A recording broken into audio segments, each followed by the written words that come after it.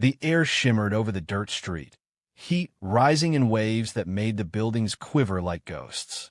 Somewhere far off, a wind carried grit that stung the skin and set the hanging saloon sign creaking on its rusted chain. A shout cracked the stillness. Worthless, the word was cut short by the sound of knuckles meeting flesh. She stumbled into the open, a woman in a faded calico dress, blood trickling from her split lip. Her husband followed, wide shoulders filling the doorway behind her, the stench of whiskey rolling off him like a sour fog. His hand shot out, tangled in her hair, and he yanked her back toward him. The crowd had gathered without meaning to. A few men on the boardwalk outside the saloon, a shopkeeper leaning in his doorway, a boy holding the reins of a restless mule. They watched, faces tight but silent. "You think you can shame me?" The man barked, his spit hitting the dirt between them. "3 tries, and all you give me is girls?" Her voice trembled, but came out clear. "There are daughters." The back of his hand flashed. She hit the ground hard, dust puffing up around her. Her cheek was already swelling. No one moved. The sound of the wind filled the space where someone might have spoken. From afar into the street came the slow, even crunch of boots on dry earth. Heads turned. A man walked toward them, tall and straight-backed, shadows stretching long in the afternoon light. A wide-brimmed hat kept his face in shade, but his eyes, when he drew near enough, were pale and sharp as winter ice. The husband didn't notice him at first, too busy looming over the woman, snarling about curses and worthless wombs. The boots stopped. The stranger's voice was low, unhurried, but it cut through the noise like a knife. "You're coming with me." It was not a question. The husband turned, squinting. "What did you say?" The stranger stepped closer, the distance between them shrinking to nothing.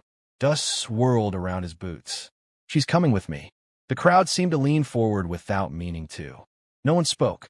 "You got no say here," the husband spat. "This is my wife." The strangers gazed and shift. Not anymore. For a long moment, only the wind moved, rattling the loose shutters of the mercantile. The woman lay on her side, one hand pressed to her cheek, eyes flicking between the two men. Her breathing was shallow, her chest rising and falling fast. The husband's lip curled. "You best walk away, friend." His right hand drifted toward the worn butt of the revolver on his hip. The stranger didn't move, didn't even blink. His voice stayed calm. "If you draw, you won't live to regret it." Something in the way he said it, not loud, not angry, just certain, made the street feel smaller. The husband's jaw worked, muscles bunching. His fingers twitched once over the grip of the gun, then stopped. He spat in the dust instead. "She ain't worth the trouble." "She is to me," the stranger said. The words seemed to hang in the air. He crouched, holding out a hand to the woman. She hesitated. Behind her, her husband shifted, muttering under his breath. The stranger's eyes stayed locked on hers, steady and unshaking. She put her hand in his. His fingers closed gently around hers and pulled her to her feet. The husband took one step forward, shoulders bunching. The stranger turned his head slowly toward him, just enough for the man to see what waited in his eyes. That was all it took. The husband stopped where he stood. The stranger led her down the street. The crowd parted without a word, eyes following them. The sound of their footsteps faded into the wind. Somewhere far behind them, the saloon's piano started up again, thin and tinny in the dry air, as if the town was already trying to forget what it had just seen. The horses moved at a steady walk, hooves thudding against hard-packed earth. The sun hung low, turning the horizon into a strip of fire. Heat waves shimmered above the sagebrush. Dust clung to her dress, streaking the dried blood at her mouth. She sat stiff in the saddle, fingers white around the reins. The man beside her rode silent, eyes fixed ahead. A hawk drifted overhead, its shadow sliding over the ground between them. Somewhere behind, far beyond the hills, a wolf gave a single, thin howl. Her voice broke the quiet. "They'll come after me." The man didn't look over. "I know." She glanced at him. His hat brim hid most of his face, but his jaw was tight. The lines at the corners of his mouth looked carved from stone. Why? She asked. He shifted in the saddle, leather creaking. Because I've buried enough to know when not to wait. They rode on. The only sound was the wind dragging across the plain. Later, when the sun bled into the land and the air cooled, he led the horses down into a dry creek bed. The shadows there were long and sharp. He dismounted without a word, motioning for her to do the same. They built a small fire in the shelter of a low bluff. He poured water from a canteen into a tin cup and handed it to her.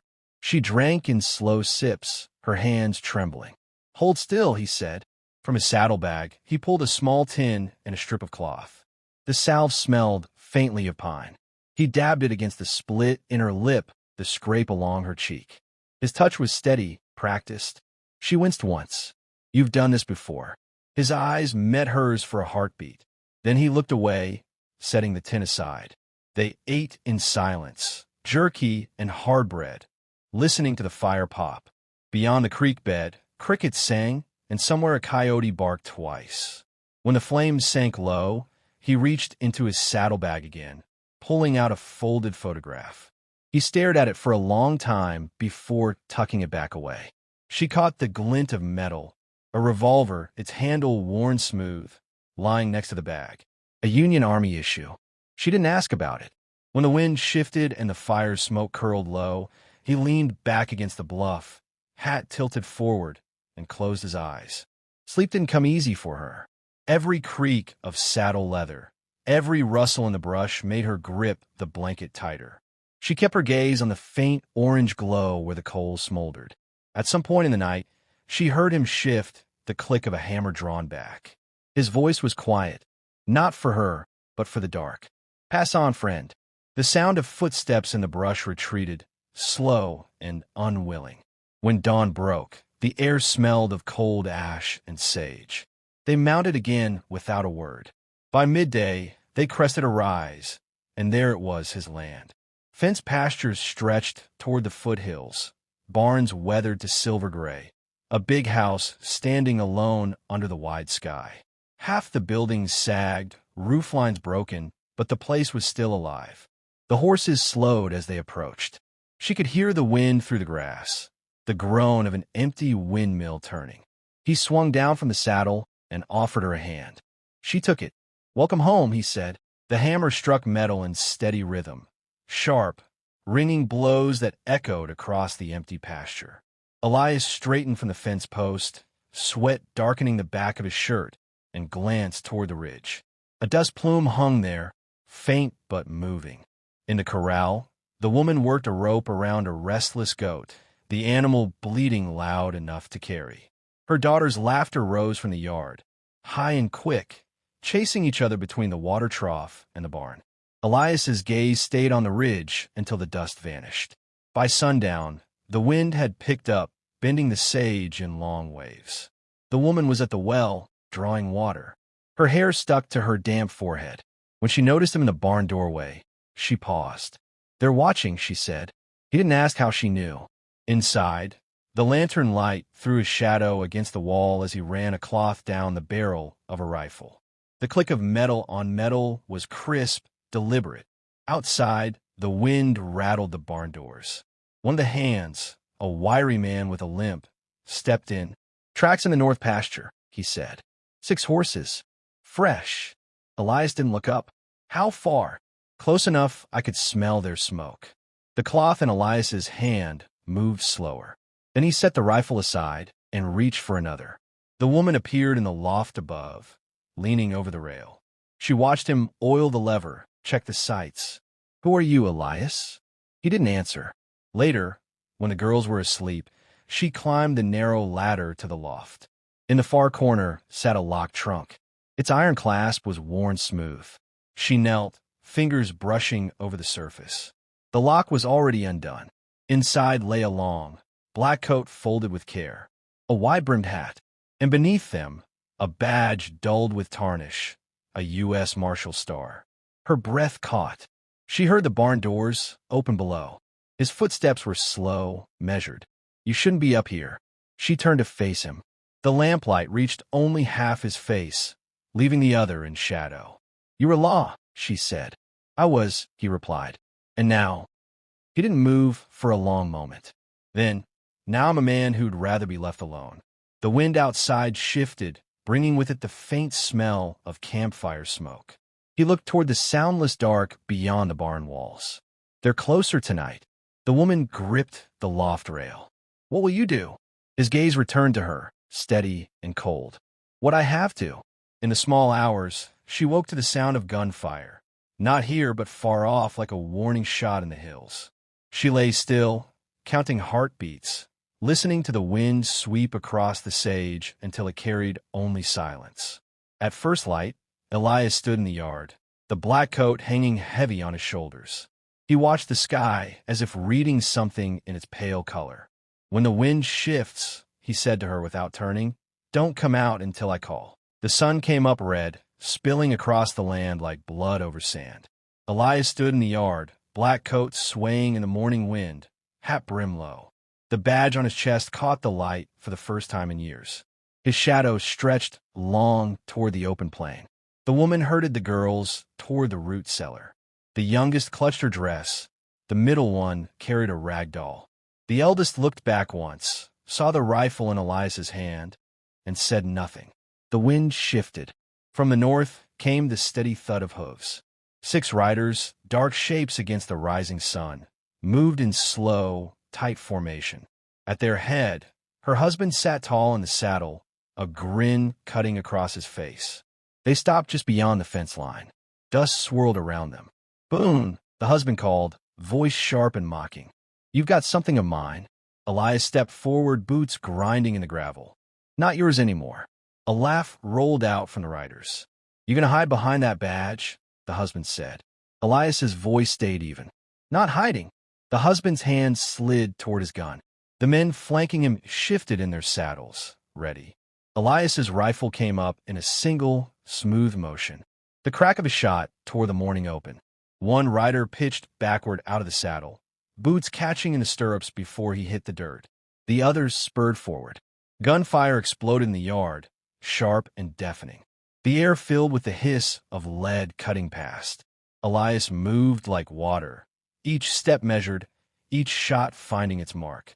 A rider went down, clutching his chest. Another's horse screamed and bolted. The woman's hands shook on the cellar door latch. Her daughters pressed into her skirts as splinters flew from the barn wall behind them. Elias advanced. His coat flared with each stride, the badge glinting, smoke curling from the rifle barrel. 3 men left. One charged straight at him, revolver spitting flame. Elias dropped to one knee, fired once, and the man fell sideways, his hat rolling across the dirt. The last 2 wheeled their horses, breaking away. Her husband stayed. He dismounted slow, as if savoring the moment, and drew his pistol. You took her from me. Elias lowered his rifle. No, he said. She left. The man's grin widened. Then she can watch me finish this. The cellar door creaked. The woman stepped out. In her hands was Elias's revolver. Her husband barked a laugh. You think you can use that? She raised the gun. The morning wind caught her hair, carried the smell of gunpowder between them. Elias didn't move. Her hands were steady now. She looked her husband in the eyes. I know I can. One shot. The man staggered back, surprise frozen on his face, and dropped into the dust. Silence fell, broken only by the soft creak of the windmill turning. Elias took the gun from her, checked the chamber, and holstered it. The surviving riders were already a blur on the horizon. By noon, the dead were buried in the far pasture. No words were said over them. That evening, the girls chased each other through the tall grass. The woman stood on the porch, watching the land breathe in the light of the setting sun. Elias sat in the rocker beside her, badge gone, coat hung on the rail. The wind whispered through the sage. Somewhere, far away, a hawk cried.